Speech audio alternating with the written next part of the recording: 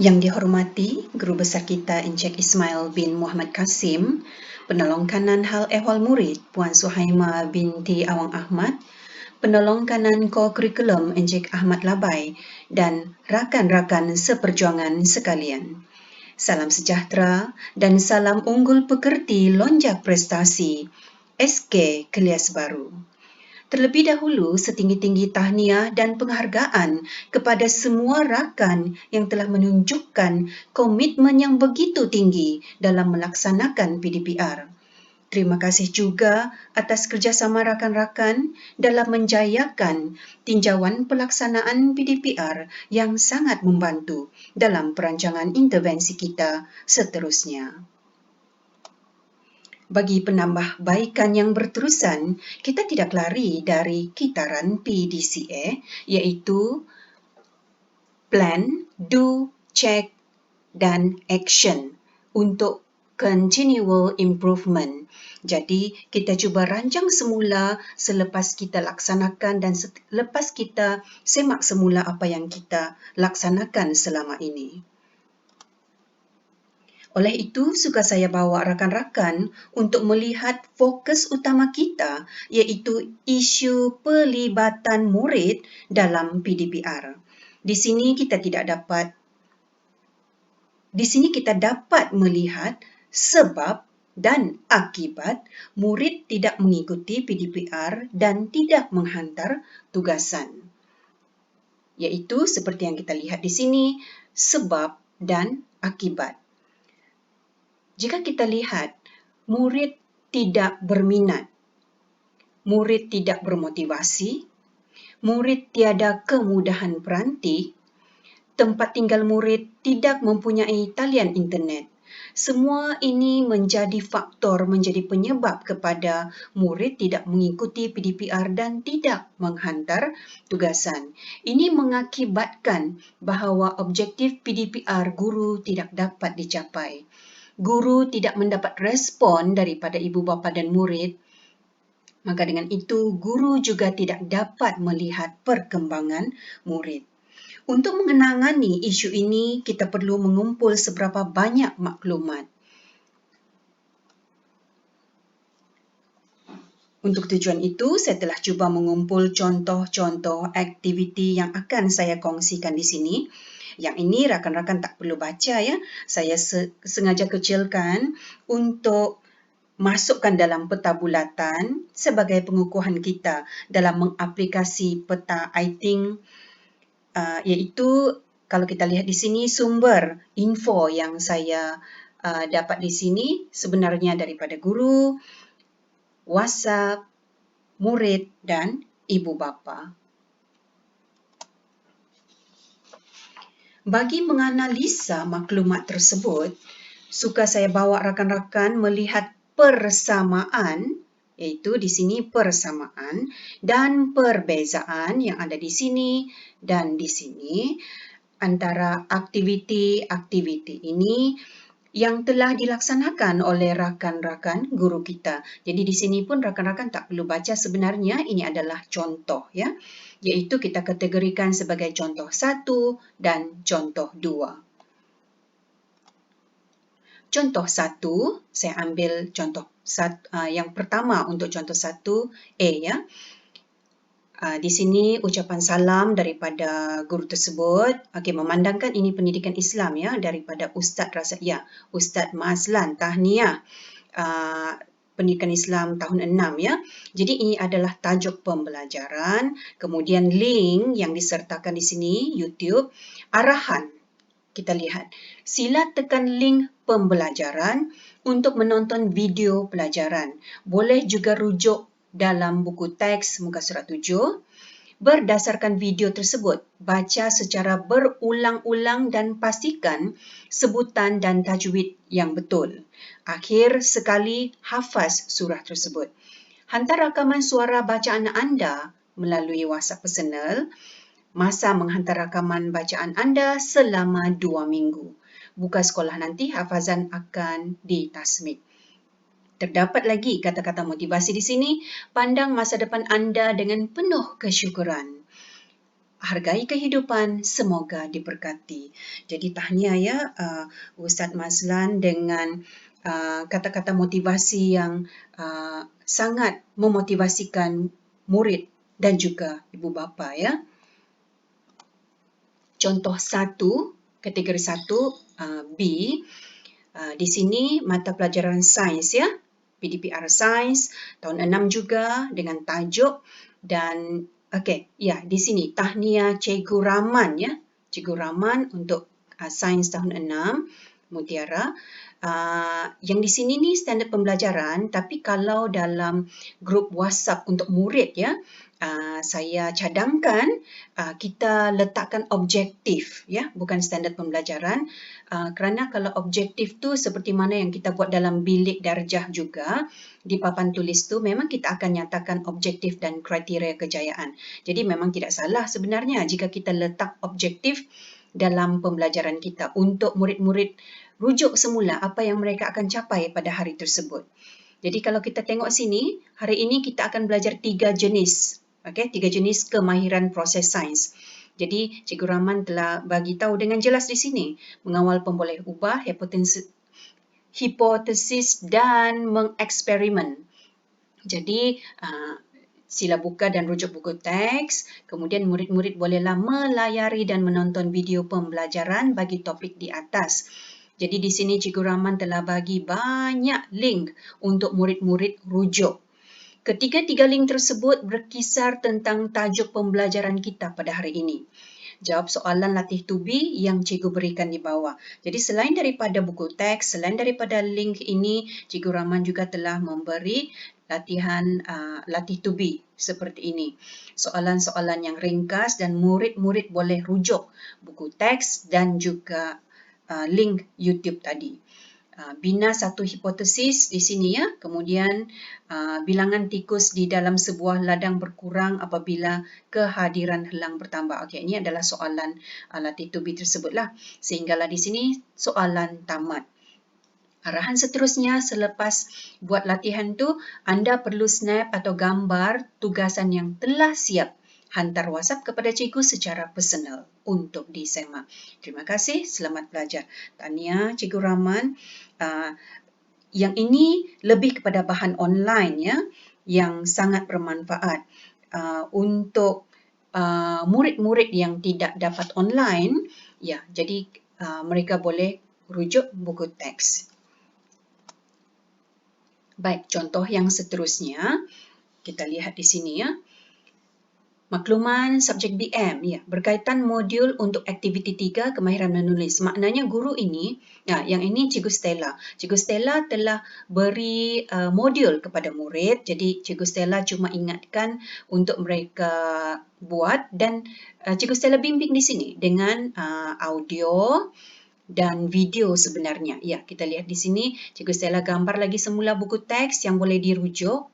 Walaupun aktiviti itu dalam modul, tetapi Cikgu Stella tunjuk juga dalam buku teks mana yang boleh dirujuk. Cikgu Stella bagi lagi audio dan bagi lagi video untuk rujukan murid. Dengan cara ini, walaupun kita tidak bersemuka dengan murid, tetapi kita masih mampu cuba bimbing murid tersebut. Dan untuk ini, sekiranya murid itu betul-betul tidak dapat download, tidak ada data untuk tengok video, tidak ada data untuk mendengar audio, tapi sekurang-kurangnya dia tahu dia buat modul dan dia dapat lihatlah buku teks yang boleh dia rujuk. Okey, contoh di sini lagi, sains. Kita lihat, kalau macam tadi kan, Cikgu Rahman panjang lebar kan? Tapi yang ini kita boleh juga buat dengan arahan yang ringkas tetapi jelas. Contoh di sini, sains, haiwan, pelaksanaan aktiviti, rujuk buku teks muka surat 35 hingga 48, dengar dan fahami rakaman audio yang cikgu beri. Nah, maksudnya di sini, Cikgu Lily juga beri rakaman audio untuk murid-murid rujuk ya. Murid-murid dikehendaki untuk menjawab soalan dengan merakam suara masing-masing. Jadi ini lebih kepada verbal, iaitu lisan ya. Hantar jawapan rakaman suara tadi dengan hantar kepada Cikgu Lily secara personal. Okey. Jadi cikgu bagi tahu buku teks, kemudian cikgu bimbing lagi dengan audio. Okey. Baiklah, yang ini pula kita lihat. Bagi salam pada hari ini, murid-murid akan belajar sejarah bersama Cikgu Suhaimah. Ya, yang ini Cikgu Suhaimah. Cara-cara menghormati institusi raja. Jadi arahannya sangat jelas. Sila tonton video, buat catatan, kemudian murid juga boleh membaca buku teks, disertakan juga muka surat untuk dirujuk, dan tugasan yang perlu murid buat. Sebagai rakyat, bagaimanakah kita menghormati institusi raja? Bentang hasil dapatan berdasarkan video dan maklumat yang kamu tonton dan baca. Kemudian hantar tugasan murid-murid dalam bentuk video atau aplikasi TikTok secara personal dengan Cikgu Suhaimah. Jadi di sini kita dapat lihat ya, di offline semuanya daripada buku teks, kemudian ada juga video yang disertakan.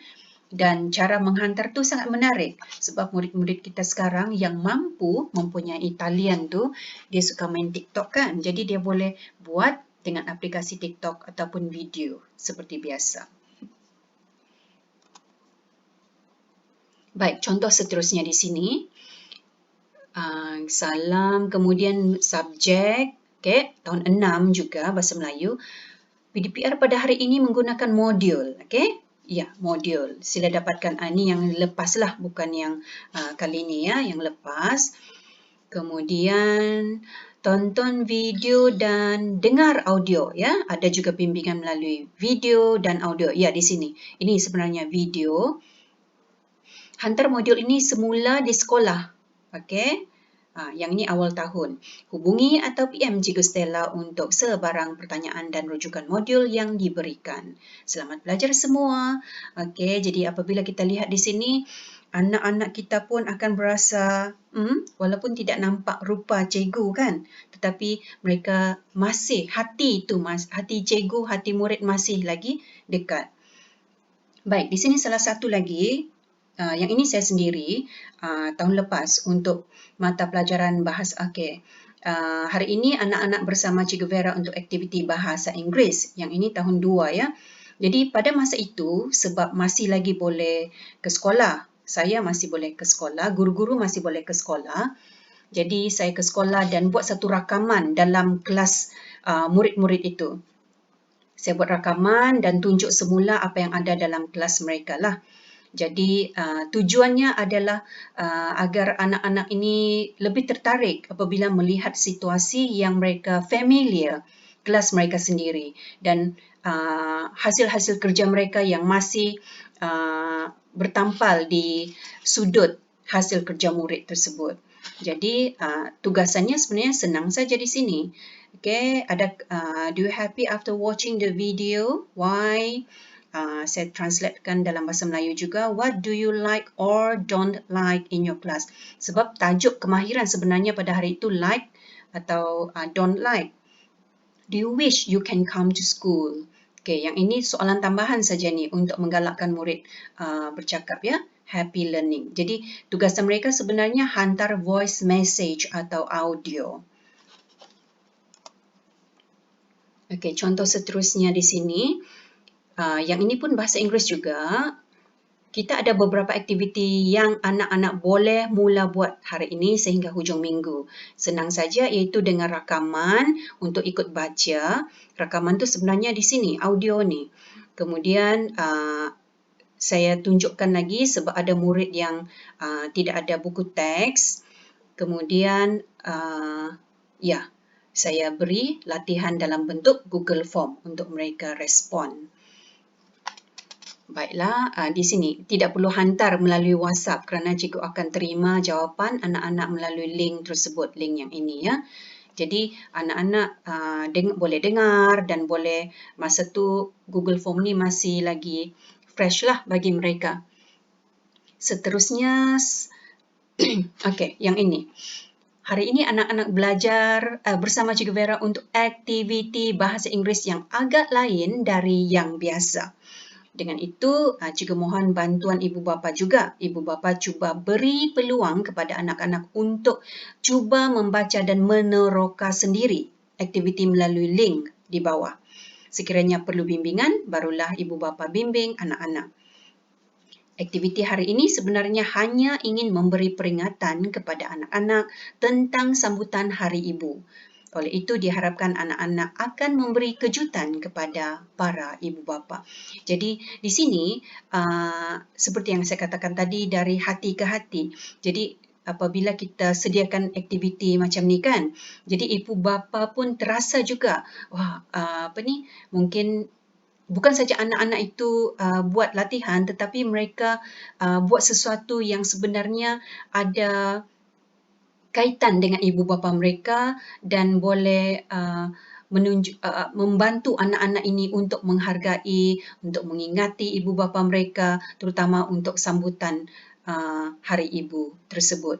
Jadi sebenarnya latihan Google Form ni pun sangat mudah dan ada video tentang celebrating Mother's Day pada masa itu. Okey, ini contoh terakhir untuk contoh 1, iaitu menonton cara-cara membina peta bulatan. Peta bulatan ini sebenarnya bertajuk clothes, pakaian. Jadi saya tunjukkan video untuk mereka rujuk bagaimana cara membina peta bulatan. Jadi tidak semestinya berada bersemuka, tetapi dengan cara ini juga diharapkan murid-murid dapat juga ikuti PDPR yang sebenarnya tidak membosankan. Baiklah, saya teruskan yang ini.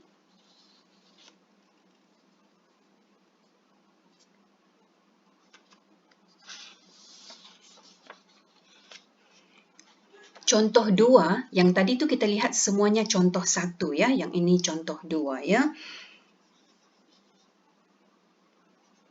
Tugasan PDPR, buat latihan dalam buku aktiviti, muka surat sekian-sekian, PM Cikgu jika ada soalan dan maklumkan, atau PM Cikgu jika sudah siap. Yang seterusnya, sila buat latihan dalam buku aktiviti, yang ini juga boleh rujuk buku teks dalam unit atau tajuk yang sama, siapkan mengikut masa yang ditetapkan. Baiklah, jadi di sini kita cuba bincangkan ya rakan-rakan. Sekiranya kita lihat isu murid tidak berminat dengan pembelajaran maya yang juga dikemukakan dalam tinjauan tempoh hari, jadi kita cuba refleks semula lah kenapa murid-murid ini tidak berminat dengan pembelajaran maya. Okay? Seperti yang pernah dikongsikan oleh pengarah BSTP dalam webinar Cikgu Tube tempoh hari, menghayati dan menjiwai itu. Jadi sebenarnya memang sukar untuk kita sampaikan dari hati ke hati sekiranya kita tidak bersemuka dengan murid-murid. Tetapi sebenarnya apa yang dimaksudkan dengan menghayati dan menjiwai itu dalam konteks PDPR ini, macam inilah kita cuba ambil sebagai contoh ya. Saya minta maaf ya, sebenarnya ini contoh sahaja, bukan menunjukkan aktiviti sesiapa lah ya. Sekiranya kita lihat di sini,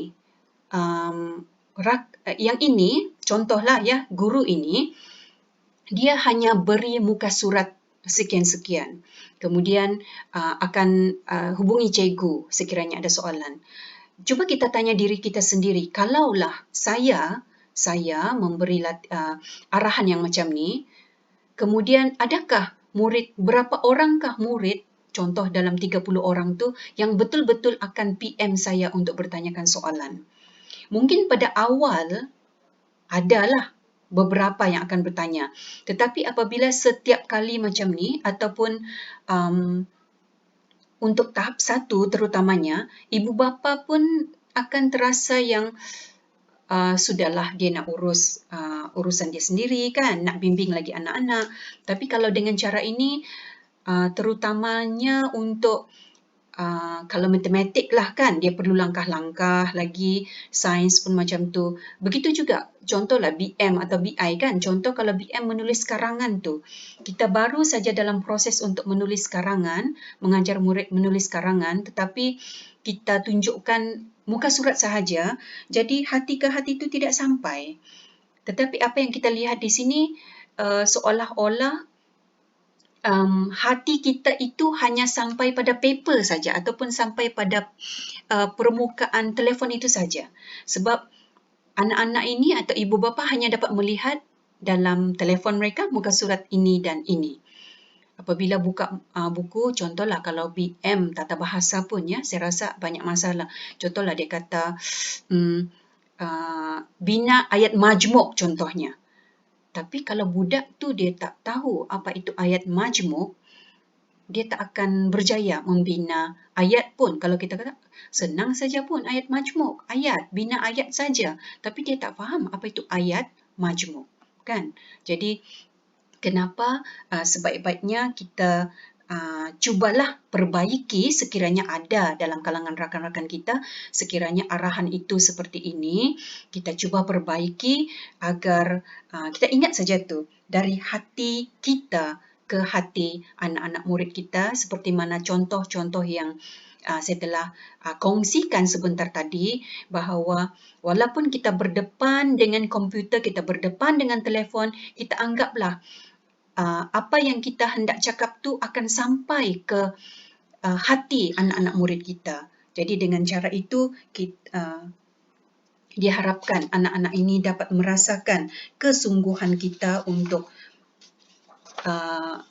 mengajar ya, atau untuk menyampaikan ilmu itu kepada anak-anak kita.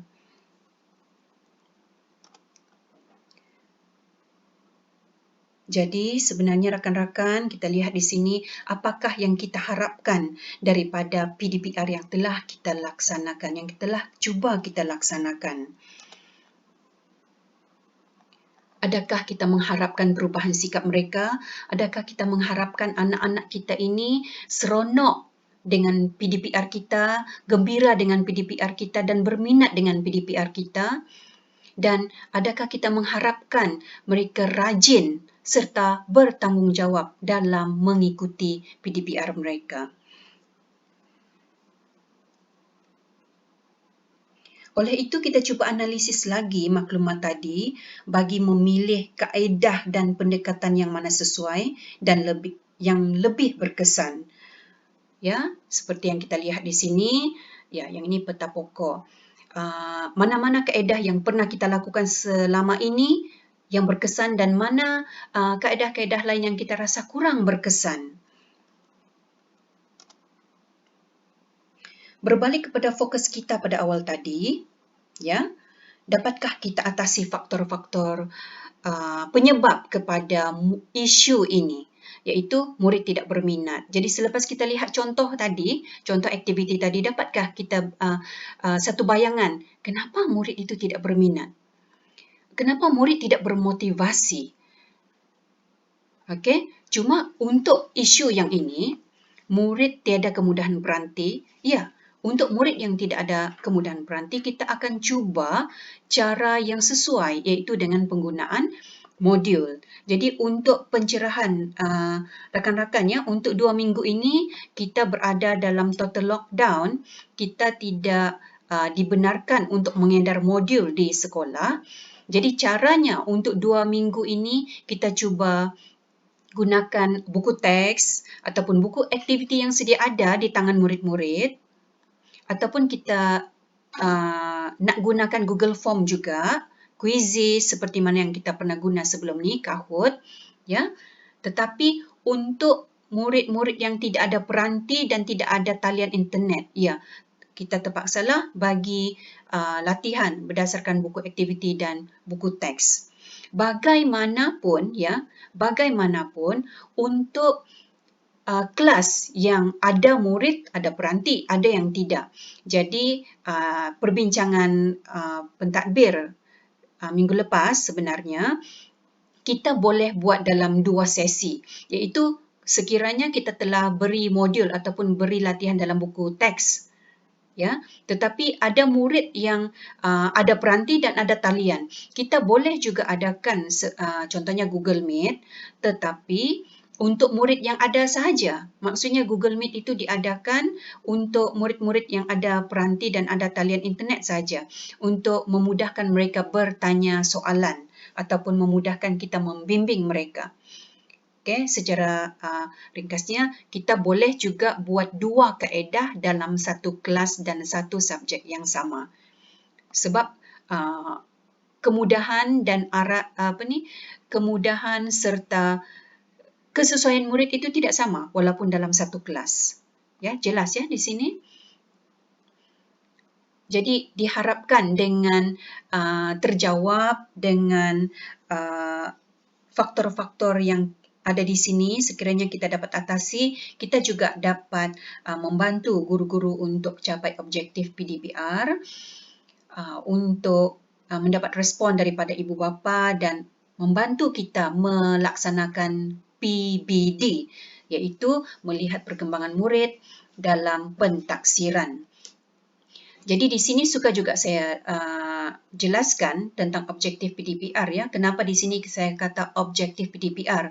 Kerana objektif kita tidak lagi begitu terikat dengan DSKP, iaitu standard kita, semua standard kandungan semua tu, kerana kita berada dalam keadaan yang rasanya agak jauh. Kalau kita lihat di SKP kah ataupun penjajaran tu kah, memang sangat sukar untuk kita capai, tetapi kita cuba. Yang penting kita masih berfokus kepada murid kita sendiri, klien kita sendiri. Baiklah, di sini kita lihat, sebenarnya saya ambil ini daripada surat pemakluman PDPR kepada ibu bapa tersebut yang saya edarkan tempoh hari.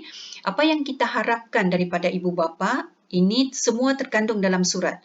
Saya baca semula, pihak sekolah amat mengharapkan keprihatinan dan kerjasama padu daripada ibu bapa tentang perkara-perkara berikut.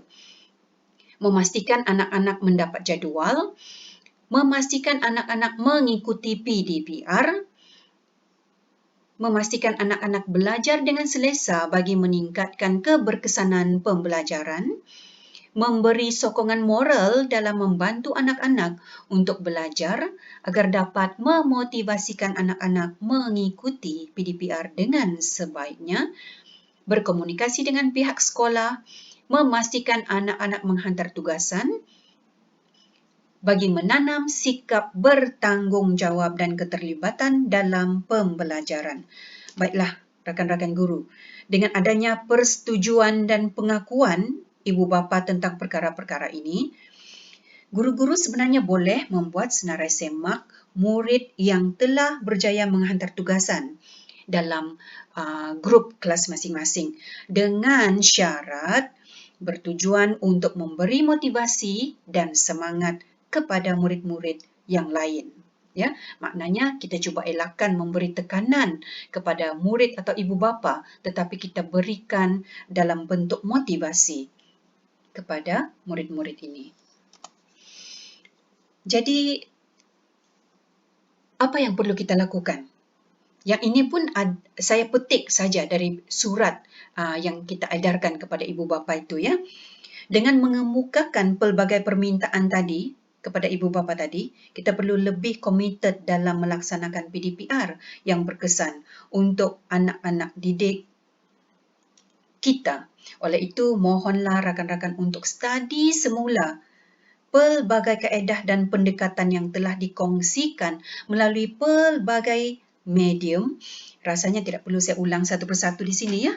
Jadi rujuk semula webinar, YouTube dan banyak lagi.